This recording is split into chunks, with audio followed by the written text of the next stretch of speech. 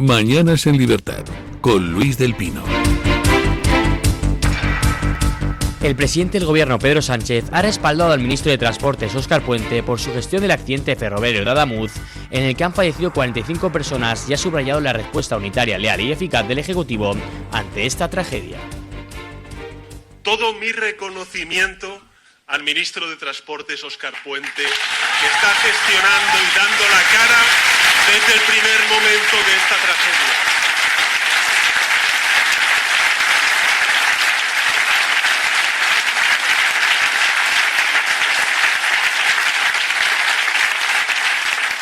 Porque esa es la diferencia entre unos y otros. Desgraciadamente, en la vida las tragedias suceden, pero no es igual cómo se responde a esas tragedias.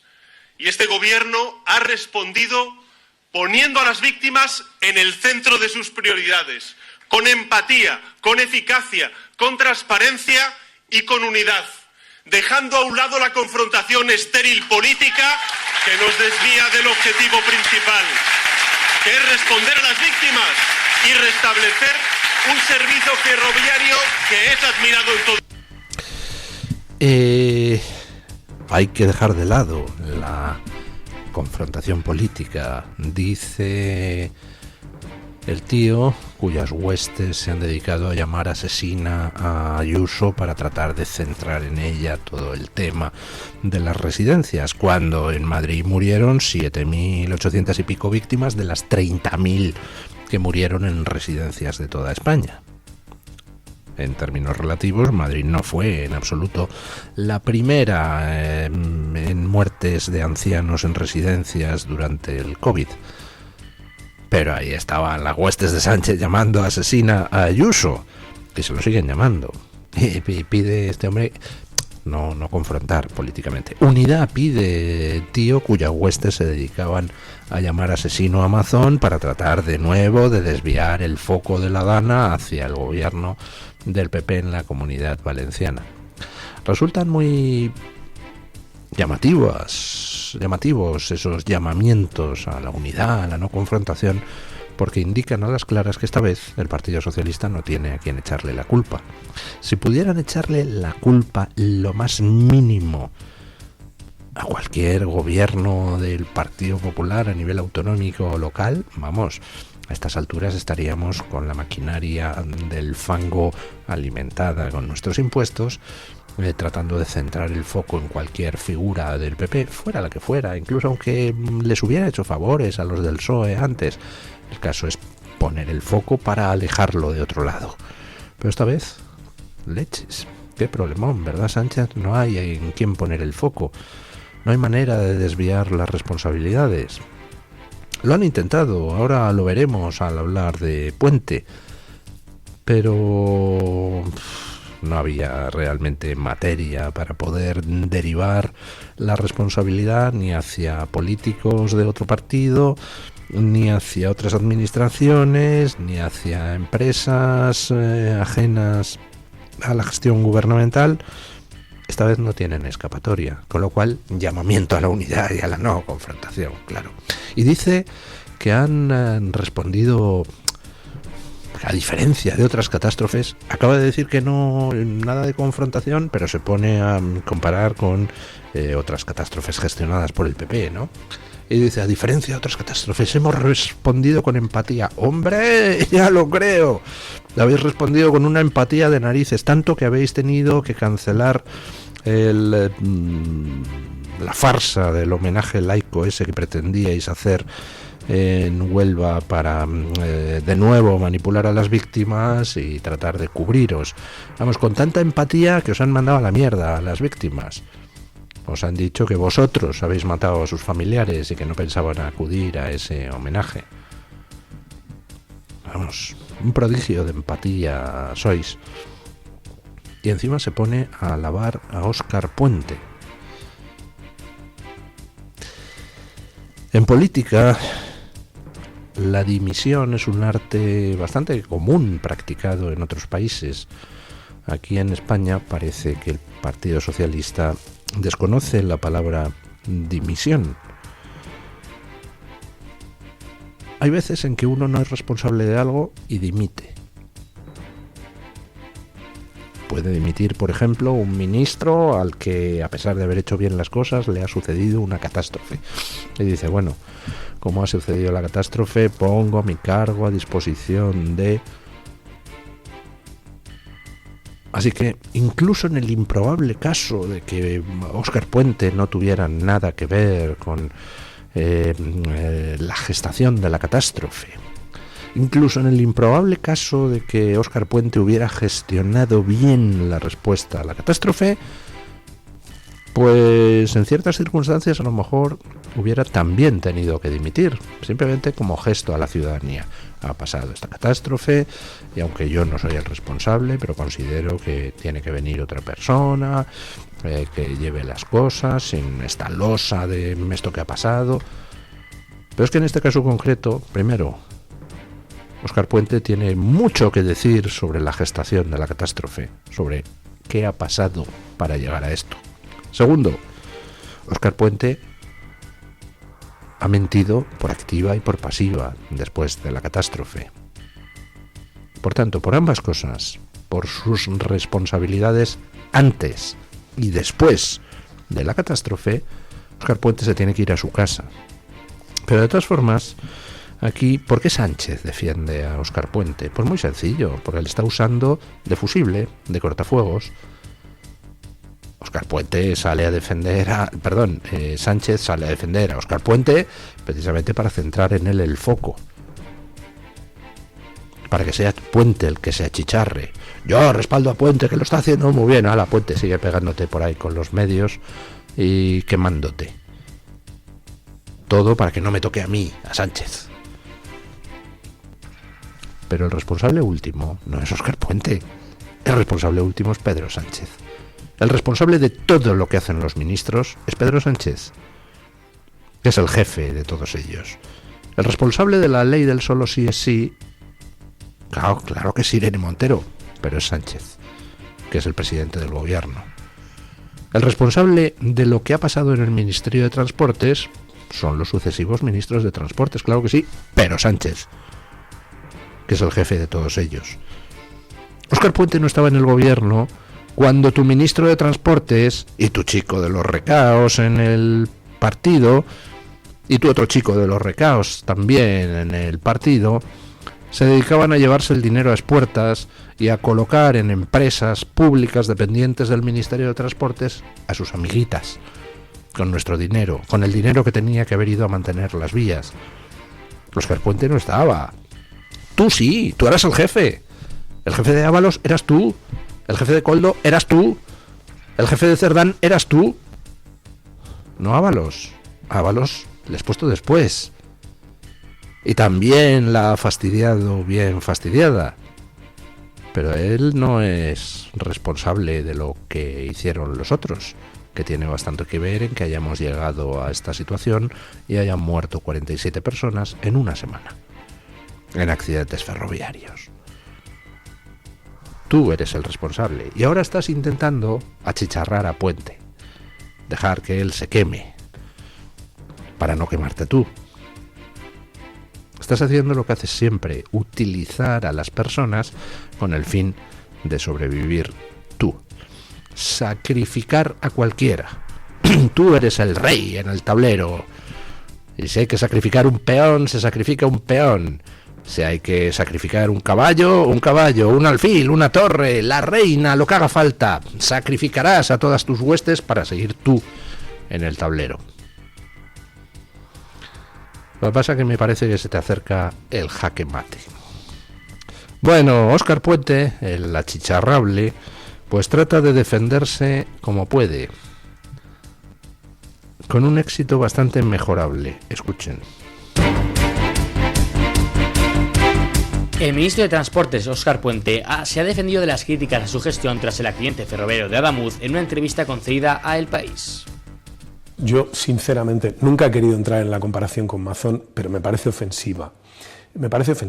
Yo he estado en todo momento al frente de mis responsabilidades. A Mazón nadie le culpa de la Dana. Si ha tenido que dimitir es porque no estuvo al frente del operativo y porque su actuación puede haber contribuido a generar más daño del que de haber estado en su puesto de mando hubiera sucedido. Y desde luego nadie podrá decir que yo no estaba al frente de las cosas desde el primer minuto. No estaba escondido, he dado toda suerte de explicaciones en una semana. Es decir, no veo ni en la Dana con respecto a un accidente, ni en Mazón y yo, los parecidos no los encuentro por ningún lado.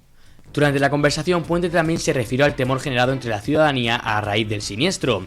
El miedo es libre, afirmó, aunque subrayó que no está justificado, y dijo: atravesamos un momento muy duro con un accidente en la red de alta velocidad con 45 fallecidos y otro en Rodalíes, pero la posibilidad de que algo así vuelva a suceder es muy remota. Ha ocurrido, pero eso no significa que el sistema sea inseguro.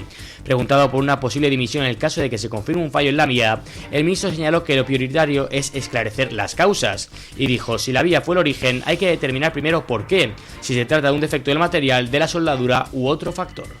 Uy, y luego en el siguiente... dentro de... En la siguiente noticia vamos a ver, dice, si hay un fallo en la vía habrá que determinar el por qué. Bien, lo estamos determinando, querido Puente. Dice Puente que él no es mazón. No, ya lo creo que no eres mazón. Mazón llegó al CECOPI, al centro de emergencias, antes de que hubiera noticia de ni un solo muerto en Valencia. Tú llegaste al centro de emergencia cuando ya...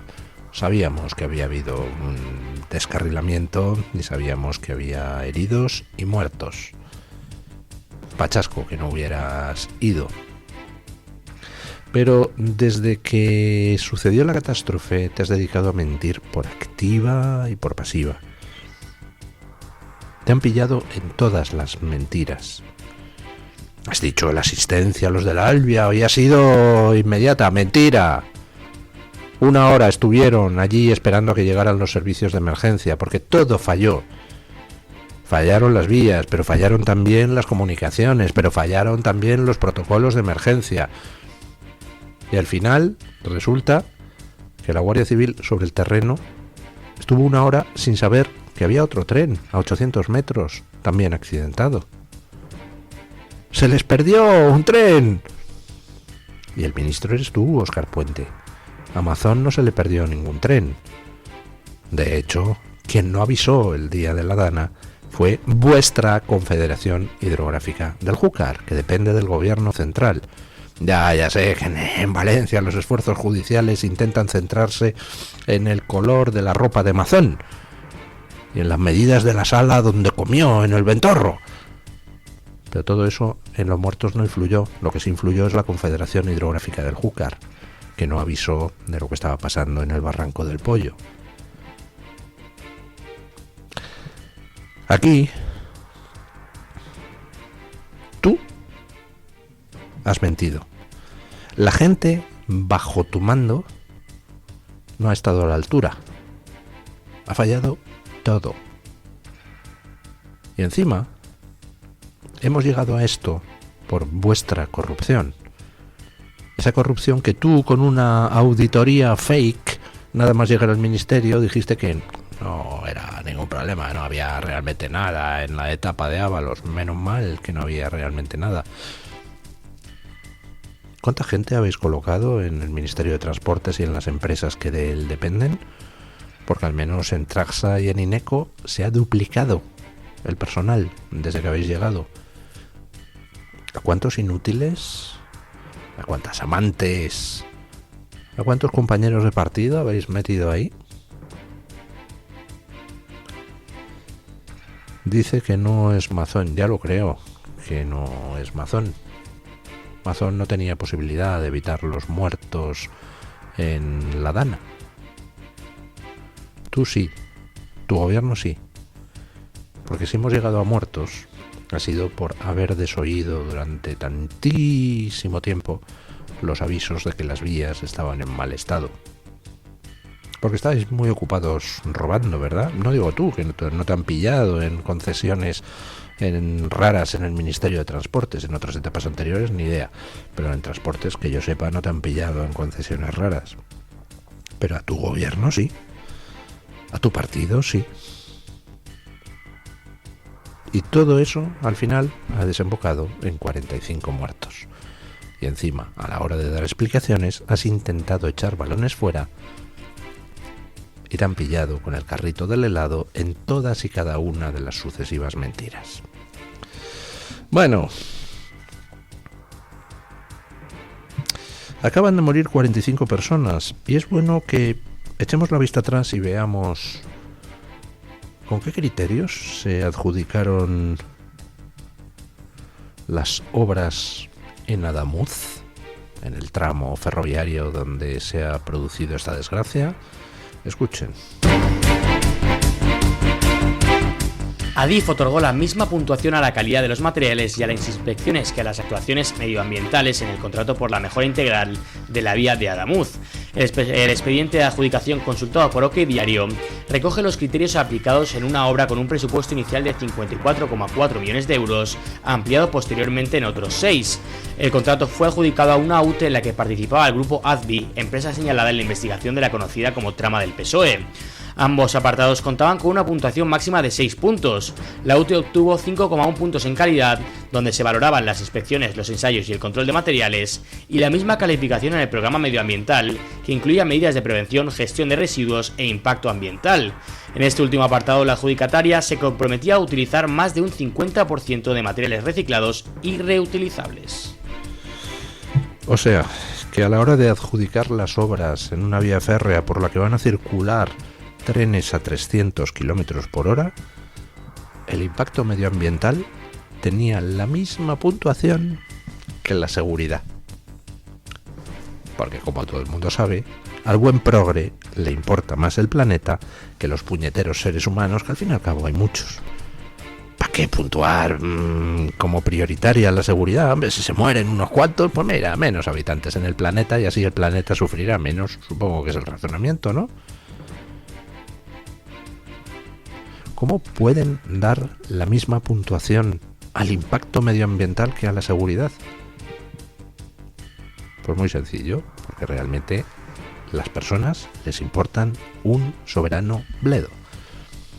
En cambio, el tema del impacto medioambiental les permite establecer redes con las que robar a placer con la basura de la estafa climática. Por eso dan la misma puntuación a la mandanga que a lo verdaderamente necesario. Lo cual lleva a algunas consideraciones interesantes, porque se está el gobierno intentando defender, diciendo no, la inversión ferroviaria ha aumentado realmente con nosotros. Sí, en términos absolutos, claro, pero si dividimos por número de pasajeros, por kilómetros de vía, etcétera, etcétera, etcétera, y descontamos la inflación, pues resulta que no solo no ha aumentado, sino que ha disminuido. Y si comparamos con otros países, por ejemplo Italia gasta el doble que nosotros, teniendo más o menos los mismos kilómetros de vía. Con lo cual no ha aumentado la inversión, al revés. Ha disminuido. Pero, además, es que hay otra trampa adicional. Porque lo que habría que preguntar es, ¿qué están considerando inversión? Porque si yo dedico 1 millón de euros a mantenimiento de una vía, pero impongo en las condiciones que el 90% del coste sea para garantizar la diversidad, equidad, igualdad, inclusión y los planes de prevención de la extinción de las focas árticas, pues entonces lo que me estoy gastando realmente son 100.000 euros, no 1 millón. El otro 90% se va a basuras diversas. Con lo cual, cuando el gobierno dice me he gastado tanto, la pregunta es ¿exactamente en qué te lo has gastado? ¿Te lo has gastado verdaderamente en seguridad, en mantenimiento, o te lo has gastado en las redes clientelares anejas? Porque claro, si tú a las empresas, por ejemplo, que se encargan de mantenimiento, les impones que tienen que contratar a un consultor de diversidad, equidad e inclusión, eso va a costes, con lo cual pues te aumenta el coste de la intervención de la empresa. Pero no es que haya aumentado lo que se invierte en la seguridad, en el mantenimiento, en la construcción, no. Lo que se ha aumentado es la grasa progre. Y si empiezas a descontar eso, al final resulta que te quedas con una basura para seguridad, para mantenimiento y para infraestructuras. Bueno,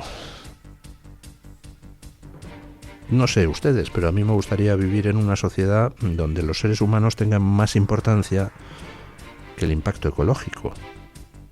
A nadie nos gusta vivir en un basurero, y oiga, pues hay que cuidar del impacto ecológico de cada cosa que hacemos. Pues hombre, sí, pero dentro de un orden.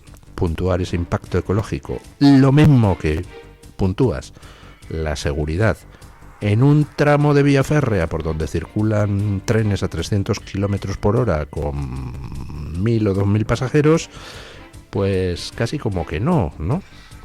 Si lo que me dan a elegir es o tu vida o el planeta, pues que le den por saco al planeta, con todos los respetos, porque me quiero mucho. Bueno, lo hemos dicho. Esto es la crónica de una tragedia anunciada. Lo anunciaron los pasajeros. Están las redes inundadas de vídeos de los traqueteos que experimentaban. Lo anunciaron las incidencias que se producían. Lo anunciaron los maquinistas. Bueno, pues Talgo también lo advirtió. Escuchen. Las dudas sobre el estado de las vías de alta velocidad en el inicio de la línea Madrid-Barcelona ya se plantearon el pasado mes de septiembre tras la detección de fisuras en los bogies de los trenes Abril de Talgo, que llevaron a Renfe a retirarlos del servicio. El fabricante ferroviario realizó entonces una auditoría sobre 5 trenes de la serie 106 con ancho fijo, cuyos resultados aún no se han hecho públicos. El debate que se abrió entonces es el mismo que ahora rodea al accidente de Adamuz: si el origen del problema está en el material rodante o en la infraestructura. En una carta interna dirigida a su plantilla, Talgo advirtió de que existían motivos suficientes para reclamar una intervención urgente de Adif con el objeto de evitar nuevas afecciones a la rodadura de los trenes y posibles situaciones inseguras en ese tramo. Tras una revisión exhaustiva de los 190 kilómetros que separan Madrid de Calatayud, el fabricante detectó un deterioro de la vía que aconsejaba reducir la velocidad por debajo de los 160 kilómetros por hora. Esa fue la primera limitación impuesta esta misma semana, o la semana pasada, tras la acumulación de avisos de los maquinistas sobre los baches persistentes en la línea. Hace meses se produjo aquel episodio donde Renfe se vio obligada a retirar los bogies, es decir, las plataformas esas donde van las ruedas del tren, debajo del tren, a retirar los bogies de una serie de unidades por fisuras. Claro, ahora sabemos qué es lo que estaba pasando, qué es lo que dice básicamente el informe de Renfe. ¿Por qué se ha producido el accidente en Adamuz? Pues porque descarriló el Iryo, el tren Iryo. ¿Y por qué descarriló el tren Iryo? Pues porque había fallado una soldadura, estaba rota, y entonces pues una parte del riel se combaba hacia abajo al paso del tren, y el tren, la rueda del tren, chocaba con el pico del riel que va a continuación. Y se ha visto, lo han demostrado perfectamente los de la comisión encargada de analizar los trenes, porque se ven las muescas, se ve como la rueda del tren, al impactar con el riel roto, presentaba una dentellada, una melladura. O sea que está claro que la rotura del riel provocó que las ruedas... Bueno, pues lo que Renfe está diciendo en eso es que precisamente el mal estado, las fisuras en las vías, al final provocó fisuras en las ruedas de los bogies que tuvieron que retirar hace meses. Y lo advirtió, lo mismo que lo advirtieron los maquinistas, y que había que bajar la velocidad en tramos del trayecto Madrid-Barcelona, y tampoco hicieron caso. Y eso fuiste tú, Puente, porque los avisos son bajo tu responsabilidad, cuando tú ya eras ministro y no hiciste nada. Y al final, ese no hacer nada, a pesar de los avisos de los usuarios, de los maquinistas, del personal de Renfe y de Talgo, ese no hacer nada a pesar de todos los avisos ha terminado costando 45 muertos en Adamuz. Y eso es responsabilidad tuya, Óscar Puente, y de tu jefe, Pedro Sánchez. Bueno, noticias que llegan desde Venezuela. Esta madrugada se han producido otras 104 excarcelaciones de presos políticos, según informa la organización Foro Penal Venezolano. Además, pues trae el ABC una entrevista de David Alandete a María Corina Machado. Escuchen. La líder opositora venezolana María Corina Machado ha asegurado en una entrevista exclusiva con ABC que el presidente de Estados Unidos, Donald Trump, es un gran aliado. Porque al final estamos avanzando en un camino en el cual yo tengo confianza en el presidente Trump. Okay. Algunos argumentan distintas motivaciones. Mi balance de una reunión que al final, después de tantos años, David, y de tantos desengaños con personas en las que hemos confiado, uno desarrolla una habilidad para saber quién es quién, en quién puedes confiar y en quién no. Y yo, con el corazón en la mano, te digo, fue una reunión en la cual sentí una absolutamente franca conversación, donde con toda la claridad le transmití lo que somos y sentimos los venezolanos y lo que vamos a hacer juntos y lo que representa para Estados Unidos. Y siento que ahí hay una gran identidad. Y me impresionó mucho la preocupación del presidente Trump por la situación de Venezuela, por la gente, por cómo se sienten, qué está viviendo nuestra gente, cómo han reaccionado ante estos eventos, cómo interpretan lo que está ocurriendo en este momento. O sea, genuino de preocupación. Por eso, cuando yo salí lo dije, tenemos un gran aliado en el presidente Trump, yo no tengo ninguna duda. En paralelo, la organización Foro Penal ha informado de la excarcelación de otros 104 presos en cárceles venezolanas, lo que elevaría el total a más de 250 personas. En total, pues son ya 258 los presos liberados. No tenemos la lista de los 104 liberados esta madrugada, pero la conoceremos en las próximas horas. 258 presos liberados sobre un total de 820, pues es ya más de la cuarta parte. Bueno, poco a poco vamos progresando. Hay mucho ruido en torno a Venezuela, se han filtrado conversaciones donde Delcy decía a sus huestes, a influencers venezolanos chavistas que ella y su hermano y Diosdado Cabello fueron amenazados por Estados Unidos después de ser detenido Maduro, que si no obedecían las órdenes pues serían eliminados, patatín patatán.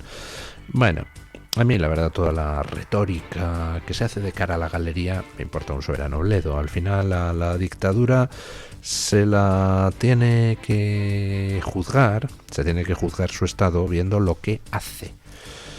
Y bueno, pues por lo pronto ya han cambiado la ley de hidrocarburos para permitir las inversiones extranjeras en la extracción de petróleo venezolano. Han empezado a salir cubanos de Venezuela, se han empezado a liberar presos políticos. Y todo esto lo ha hecho un señor que a tanta gente le cae mal y que se llama Donald Trump. Cuando María Corina Machado dice tenemos en Trump un gran aliado, pues lo dice con conocimiento de causa.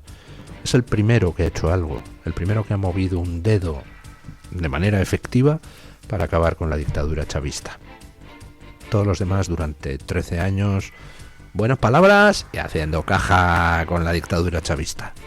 Ha llegado Donald Trump y ha dicho a tomar por saco. Y es Donald Trump quien sacó a María Corina Machado de Venezuela. Y es Donald Trump quien ha detenido a Maduro. Así que, claro, María Corina dice, tenemos un gran aliado en él. Yo supongo que algunos de la derecha tonta estarán en Occidente ardiéndose los puños, algunos de esos que, ¡uy, qué buena es María Corina Machado! Donald Trump es asqueroso.